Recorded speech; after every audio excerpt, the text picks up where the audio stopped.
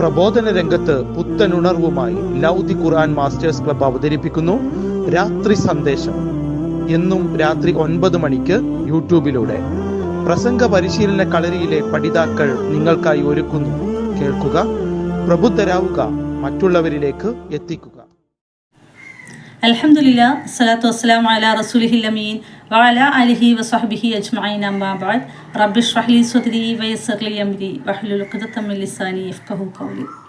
അഊസു ബില്ലാഹി മിനശ് ശൈത്വാനിർ റജീം. ബിസ്മില്ലാഹിർ റഹ്മാനിർ റഹീം. ഫബിഅയ്യി ആലാഇ റബ്ബികുമാ തുകദ്ദിബാൻ.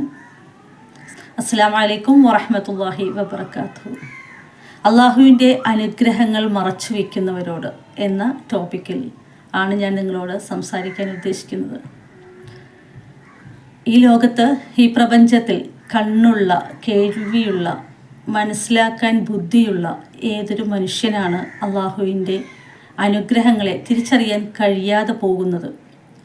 അങ്ങനെയുള്ളവരെ സംബന്ധിച്ചിടത്തോളം നമുക്ക് ഒറ്റ വാക്കി പറയാനുള്ളൂ, ഹതഭാഗ്യർ എന്ന് തന്നെയാണല്ലേ. ഈ ലോകവും പരലോകവും ഒരുപോലെ നഷ്ടപ്പെടുത്തുന്നവർ.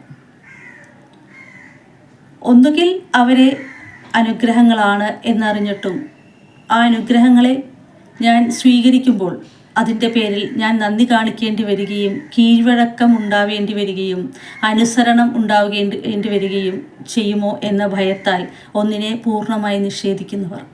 അല്ലെങ്കിൽ സത്യം അറിഞ്ഞിട്ടും എൻ്റെ സുഖലോലുപതകളെ വെടിയാൻ എനിക്ക് താല്പര്യമില്ലാത്തത് കൊണ്ട് ഇതിനെ മറച്ചു വയ്ക്കുന്നവർ. ഇതിൽ 2 പേരാണെങ്കിലും 2 കൂട്ടരാണെങ്കിലും പറയാൻ ഒറ്റ വാക്ക് മാത്രം, ഹതഭാഗ്യർ എന്ന് തന്നെയാണ്. നമ്മളെ സംബന്ധിച്ചിടത്തോളം ഈ ഒരു കൂട്ടായ്മ അല്ലെങ്കിൽ ഈ ഒരു കൂട്ട് എന്ന് പറയുന്നത് അനുഗ്രഹിക്കപ്പെട്ടവരുടെ ഒരു കൂട്ടമാണ്. അതുകൊണ്ട് തന്നെ നമ്മളുടെ ഒരു ഉത്തരവാദിത്തം എന്ന് പറഞ്ഞാൽ ഈ അനുഗ്രഹങ്ങളെക്കുറിച്ച് പറഞ്ഞുകൊണ്ടേയിരിക്കുക എന്ന് തന്നെയാണ്.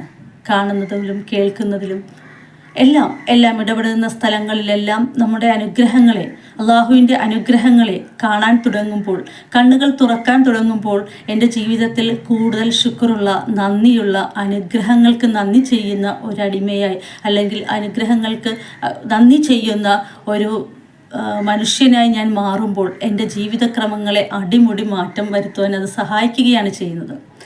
ഈ ഒരു മാറ്റമാണ് ഒരു മനുഷ്യനെ യഥാർത്ഥത്തിലുള്ള ഒരു മുത്തക്കിയാകുവാൻ അല്ലെങ്കിൽ ഒരു മുവഹിദാകുവാൻ സഹായിക്കുന്നത് എന്നത് നമുക്ക് മനസ്സിലാകും. കാരണം എൻ്റെ ജീവിതത്തിലെ അനുഗ്രഹങ്ങളെ ഞാൻ എണ്ണിത്തുടങ്ങുമ്പോൾ എനിക്ക് മനസ്സിലാവുകയാണ്, ഈ അനുഗ്രഹങ്ങളെല്ലാം വന്നത് എവിടെ നിന്നാണ് എന്ന് ഞാൻ മനസ്സിലാക്കുമ്പോൾ അതിനോട് നന്ദി ചെയ്യാതിരിക്കാൻ മാത്രം ഉള്ളൊരു വിഡ്ഢിയായി ഞാൻ മാറിപ്പോയാൽ എൻ്റെ 2 ജീവിതവും നഷ്ടപ്പെട്ടുമല്ലോ എന്ന ചിന്ത ഒരു മനുഷ്യനിൽ ഉണ്ടാവേണ്ടതുണ്ട്.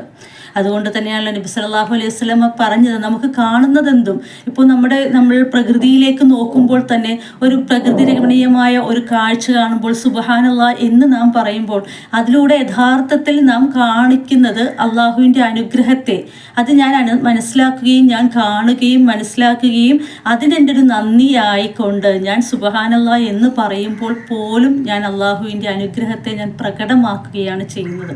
അതുപോലെയാണ് നമ്മുടെ ഏതൊരു അനുഗ്രഹമാവട്ടെ, നമ്മുടെ ജീവിതത്തിൽ വരുന്ന ചെറുതും വലുതുമായ എല്ലാ കാര്യങ്ങളെയും അള്ളാഹുവിൻ്റെ കഴിവുമായിട്ട് ഒന്ന് താരതമ്യപ്പെടുത്തിക്കൊണ്ട് അൽഹംദുലില്ലാ പറയുവാൻ തുടങ്ങിയാൽ നമ്മുടെ ജീവിതത്തിൽ ആകപ്പാടെ മാറ്റങ്ങൾ വരും. ലഇൻ ശകർതും ലഅസീദന്നകും. ഇത് ഒരു പാഠമായി ഇരിക്കട്ടെ. അസ്സലാമു അലൈക്കും വറഹ്മത്തുള്ളാഹി വബറകാതുഹു.